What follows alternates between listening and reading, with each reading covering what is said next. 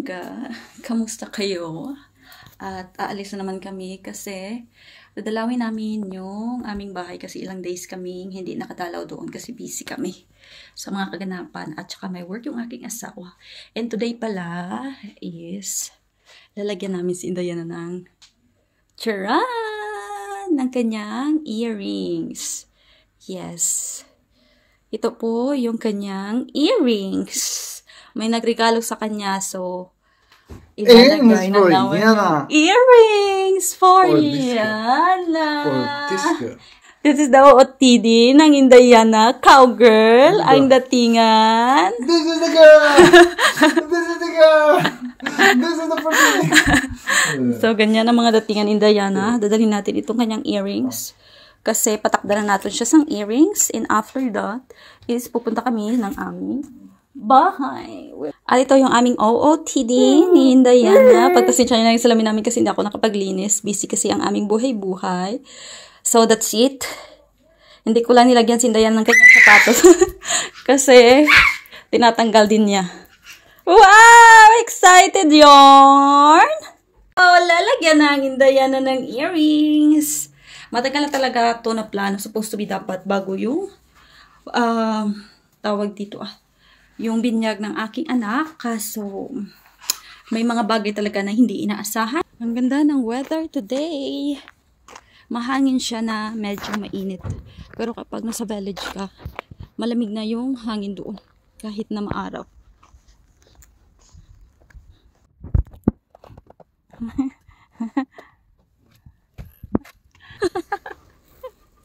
Natawa ako sa asawa ko kasi pinaandar niya na yung asawa tsaka ginamit niya na yung kanyang sunglasses para sa paganda. Yung bag pala namin hindi niya nabitbit. Ay naku. Kaya yan, binaba ko na tuloy si Indayana sa kanyang upuan. Hintayin lang muna namin yung aming tatay. Kasi mabilis na naman siya maglakad. Buwaba muna yung aming tatay para i-check yung place kung saan lalagyan ng earrings ang aming anak. Tapos, kami naman Indayana is dito lang sa car maghihintay. Di ko na siya nilagay sa car seat niya kasi ang lapit lang naman. Pupunta na kami dito sa may talakdan sang hikaw ni Indayana.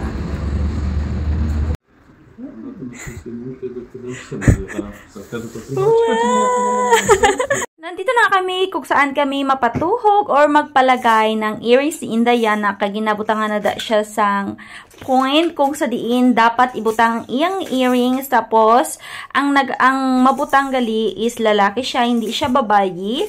Bali, 20 years na nila itong ginagawa.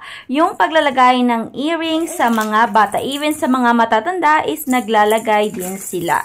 Sa mga puntong yan, si Indayana is very happy gidya. Wala na siya gaybi. O, diba? Kita nyo, nagakuro kadlaw-kadlaw pa da siya. Kaya gina-istorya siya sang manugtuhog sa iya. Ang problema lang karon mahibi na siya. Kay tungod, nakibot siya sa akon nga tingog. Ganyan pala yung paglalagay ng hikaw, no? Binabari lang talagaan. It's very easy. First time ko kasing makakita. At alam nyo naman, first time, ma'am. Kaya, namamangha ba ako? At si Indayana, tingnan nyo naman. Hindi nahirapan masyado yung tagatuhog niya kasi hindi naman siya masyadong magalaw.